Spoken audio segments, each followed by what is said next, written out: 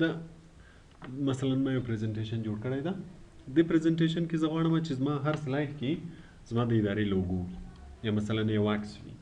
یا مثلا دغه ځای کې یو عنوان نوشته کوم خو په ټولو سلایډو کې پریزنټیشن مثلا لرم 50 یا 60 سلایډه نو زه به څنګه وکولای شم چې په ټولو کې په یو وخت کې یو واکس واچوم مثلا زه دغه ځای کې یو واکس غواړم دلته یا دلته که نه نو بیا له څه شي نه استفاده کوو له سلایډ ماسټر نه سلایډ ماسټر چې کلیک کې کلیک کې نو سلایډونه راځي چې اول دغه سلایډ ده دا مین دا ټایټل سلایډ دا عمومي سلایډ دغه یو یعنی د کې هر شی واچي په ټولو سلایډو کې راځي او په ټولو سلایډو کې راځي او دغه سلایډونه چې دي دا به مشخص بعض لی آوټ پورې مربوط دي لکه کله چې موږ نوې سلایډ اډ کوو کلوز ماسټر کوم ګوره کله چې موږ له دې ځای نه یو نوې سلایډ اخلو کنه مختلف لیاوټونه لري کنه چې مثلا دغه یو کې انتخابوي دې طرف ته کولای شي چې یو طرف ته ماکسونه او چارت نه چولای شي بل طرف ته مچوي شي یا مثلا دا یا دا ګوره صرف ټایټل سلایډ دی دلته ورسره لیکل دي ټایټل دی دا ټایټل ان کنټینټ چې هم عنوان ولیکي هم لاندې پکې ورسره ډیټیلز ولیکي یا عکس ور اضافه کوي کنه نو دغه سلایډ ماسټر چې دلته دا نور سلایډونه دي دغه نور سلایډونه دي لیاوټ مربوط دغه د ټایټل سلایډ ده عمومي سلایډ ده او دغه مثلا د کې ټایټل کنټینټس دلته که شی ډیزاین کې هغه نور کوم سلایډونه چې لیاوټ دغه څه وي چې ټایټل او کنټینټس ولري هغه به دا ډیزاین اخلي مثلا دا شو خو زه راځم فعلا دغه عمومي سلایډ مثلا دلته زه یو لوګو یا یو عکس ور اضافه کوم ګوره انسرټ مینیو نه راځم یو عکس به ور واچوم پکچر D drive की دا لوګو ور اچوم راغله چیرې एकदम مثلا دغه سر کې یا مانس کې بس فقط چې دا دی ور واچوله دلته سلایډ ماسټر کې و سلایډ ماسټر هم کلیک کړی وکړه سلایډ ماسټر هم تر اوسه نو کلیک کړی مخکې ساده ور واچو ساده کې به نه راځي انسرټ کې پکچر لوګو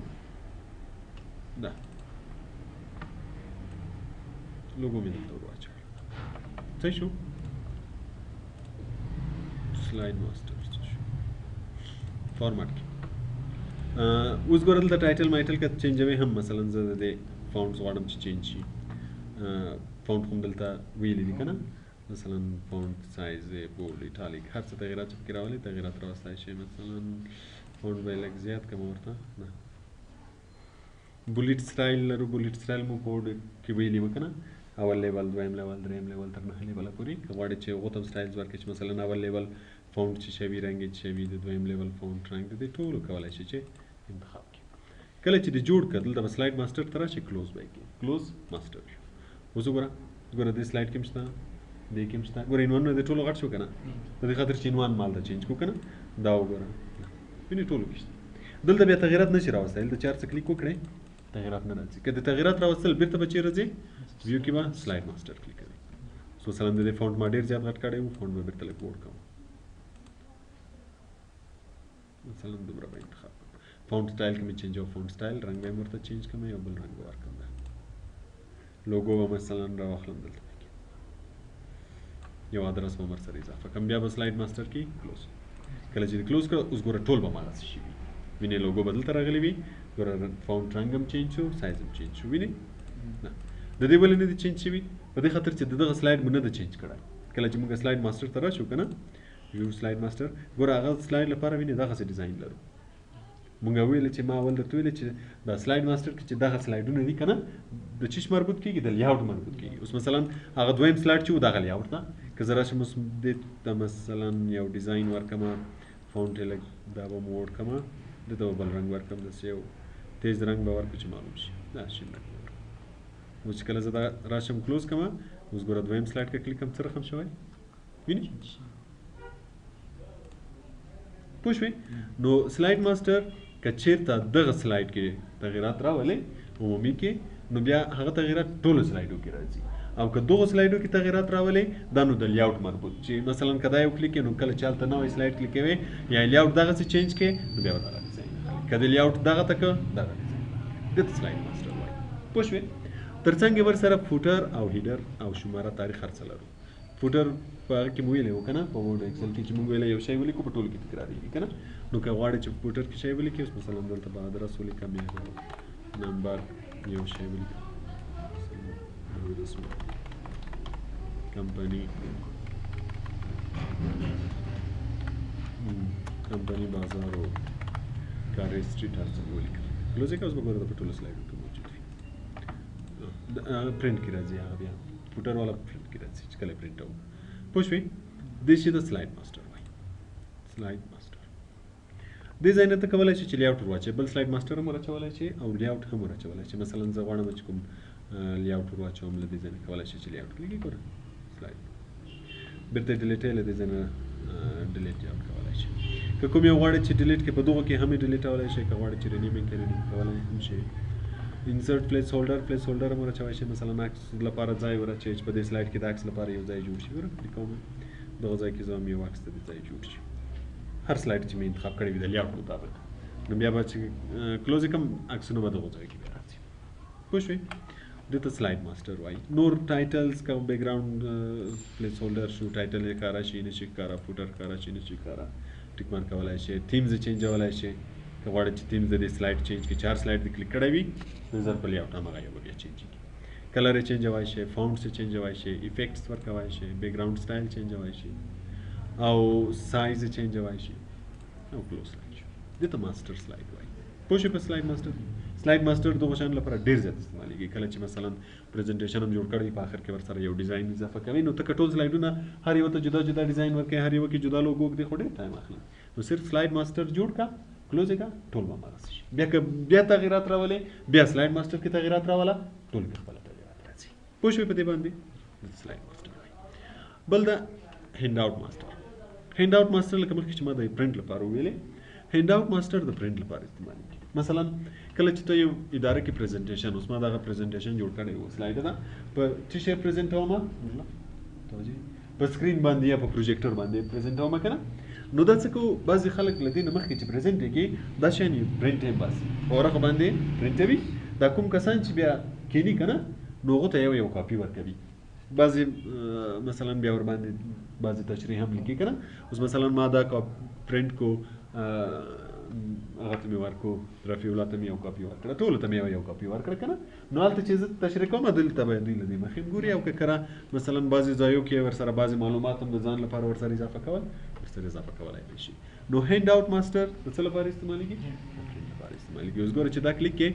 څو سلایډې دلته راځي فعلا شپږ دا مطلب دا چې کله یې پرنټ یې په یوه صفحه کې څو سلایډې درته راځي شپږ سلایډې درته راځي ته کولی شې چې چینج یې کړې مثلا زه ورته وایم چې نه څو سلایډې دې راشي 2 سلایډې دې راشي ګوره دا ټول دی 9 سلایډه پورې مثلا ورته وایم چې 3 سلایډې دې راشي دلته دې لږ ځای هم ورسره وي خالي بیا دا ځای خالي ورسره پاتې کېږي مثلا دلته سلایډ ده تا تشریح کړو که بعضې معلومات د ځان لپاره ورسره اضافه لیکل دلته به ځای ورته ولري پوه شوې دلته ګوره هیډر لري هیډر کې تغیرات راوستی شي تاریخ فوټر هر څه کې تغیرات راوستی شي نو چې کله یې پرنټ هیډر به تیار ولري فوټر به تیار ولري سلایډونه چې دلته رقم سیستم ورته جوړ کړی وي هماغسې به راځي دلته اورینټیشن هم چینجولی شي چې په پورټریټ کې راشي او که په لینډسکیپ کې راشي مثلا ورته وایم چې دا شپږ سلایډې دې راشي پیج سلایډ سایز هم چینجولی شي لکه مخکې چې مونږ ویل هیډر ښکاره شي ډیټ ښکاره شي نشي ښکاره دا وینې ټول مارکونه دي دا تیم شو کلر شو بیک ګراؤنډ سټایل شو لکه څنګه چې موږ مخکې نو کله چې دا جوړ شو هینډ آوټ ماسټر بیا چې کله پرنټوي اوس ګوره فایل منیو کې موږ راځو پرنټ کلیک کوو پرنټ کې ګوره دغه هماغه د ورډ شان دی لکه مخکې چې موږ ویلې چې پرنټ آل سلایډ څه معنا ټول سلایډونه پرنټ کا کرنټ سلایډ چې کوم یو سلیکټ وي او کسټم موږ ویلې څه معنا او دلته نمبر ورکوي چې کوم سلایډ راته پرنټ کوي یا له څو نه تر څو یې راته پرنټ او دلته ګوره فل پیج او دلته ګوره موږ سره هغه هم شته هینډ آوټ وینئ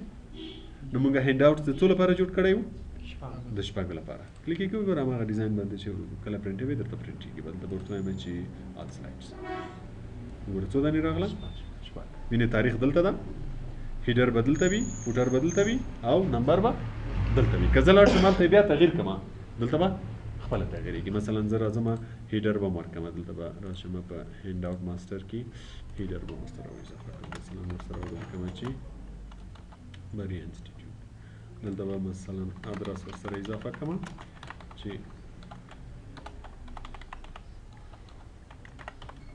کمپنی بازار کاري کله چې دا اضافه کړو کلوز مې کړه چې کله بیا زه ځم پرنټ کلیک کوم اوس ګوره وینې دلته هیډر دلته فوټر ټولو سره به اضافه شوی نو که زه هلته هر ځای کې مثلا هیډر وغواړم منځ ته یې راولم تاریخ راولم دلته هر تغیرات چې هلته راولم چې کله زه پرنټ کوم تغیرات راولم پوه شوې دې ته هینډ آوټ ماسټر وایي هینډ آوټ ماسټر باندې پوه شوې بل د نوټس ماسټر نوټس موږ پرون ویلې چې دغه ځای نه کلیک کړو دلته نوټس موږ ور اضافه کولی شو که نه چې د هر سلایډ په باره کې بعضې ډیټیلز غواړو چې دلته ولیکو نو که غواړې چې بیا دا ورسره پرنټ هم کړې مثلا ما د دې سلایډ لپاره دلته بعضې ډیټیلز لیکلي دي چې زه د پریزنټیشن وخت کې غواړم چې تشریح یې کړم د دې سلایډ لپاره هم د دې سلایډ لپاره ټولو سره مې دلته لیکلي دي مثلا دې سره مې نوټس لیکلی ده چې باید ادرس ورسره اضافه کړم یعنې په تشریح کې ادرس ووایم مثلا فون نمبر وایم ایمیل ادرس وایم فیسبوک آی ډي ټول وایم دې سلایډ کې مثلا د دې هر پروګرام ډیوریشن فیس دا شان وایم مثلا فیس باید وایم چې فیس مثلا د میاشتې 2 ساعته ډیوریشن مثلا د هر پروګرام هلته تیار ذکر دا شان مې ټول لیکلي نو چې کله زه دا ورسره پرنټ کوم نو څه رقم به راځي نو بیا د هغه لپاره موږ څه شی استعمالوو نوټس ماسټر نوټس ماسټر کې وګوره کله چې یو سلایډ لیکوي سلایډ به دلته وي او ډیټیلز به دلته ورسره وي چې کوم سلایډ نوټس ورسره لیکلي وي مثلا که دا سلایډ وي که دا چې کله بیا پرنټ کوو څه رقم به راځي دا دلته به سلایډ وي دلته به ډیټیلز وي که ته تغیرات پکې راولئ راوستی شي مثلا زه وایم چې نه دا سلایډ دې دومره غټ نه وي سلایډ دې دومره قدر وي او دغه ډیټیلز دې دومره قدر وي بیا هیډر فوټر دا شان بیا ټول تغیرولی شي مثلا هیډر کې ورسره راشئ چې لیکئ فوټر کې چې هر شی لیکئ نو چې کله بیا غواړې دا شی پرنټ کړې بیا به دلته راځې پرنټ ته بیا دلته موږ هغه لرو نوټس آوټلاین نوټس نوټس ماسټر کومه ده سلایډ فل پیج نوټس پیج کلیک یې کړئ ګوره سلایډ موږ وړ کړو که نه دلته هم څه شی چې ورسره لیکلی و دې سلایډ سره چې باید دا شیان تشریح کوم نو ګوره هغه ټول ورسره راغله کابل سلایډ سلیکټ وي مثلا دا سلایډ دې سره مو نه دی لیکلی دې سره مې لیکلي که نه اوس کله زه دا پرنټ کوم مثلا دلته مې ورته ویلي کرنټ سلایډ چې کوم یو ما سلیکټ کړی که نه ګوره دې سره مې چې لیکلي وو هېڅ ډیوریشن مې لیکلي وو اوس ګوره هغه به راځي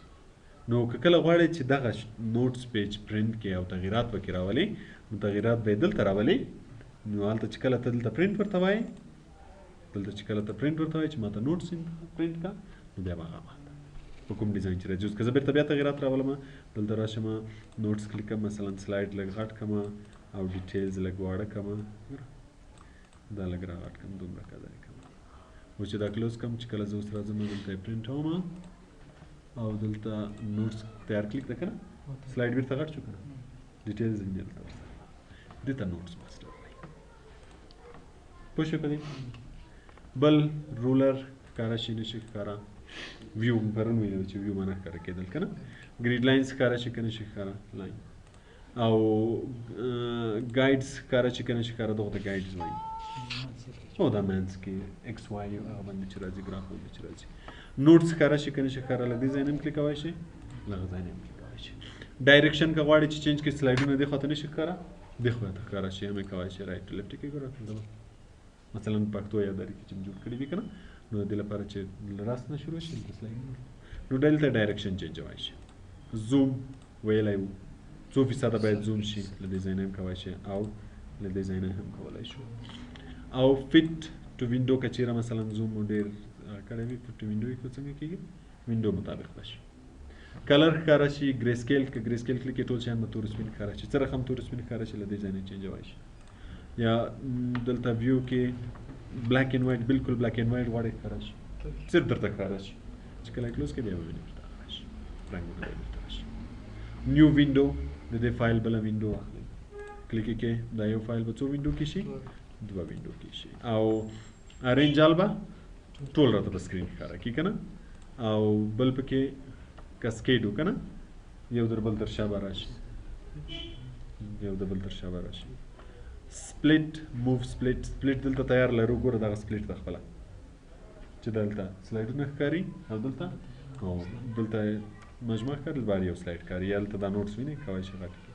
دغه سپلیټ ده چې کله موو سپلیټ کلیک کوئ کرسر بېرته چېرته راځي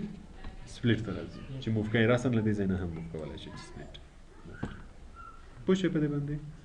بل سویچ وینډو 400 وینډوګان هم خلاص کړي د دې ځای نه کولای شو چې سویچ یې کو بیرته چینج کړو یا له دې ځای نه چینجوای شي او له هغه ځای نه چینجوای شي او میکرو کې غواړو یو شی ریکارډ کړو ریکارډ کولای شو ومن الله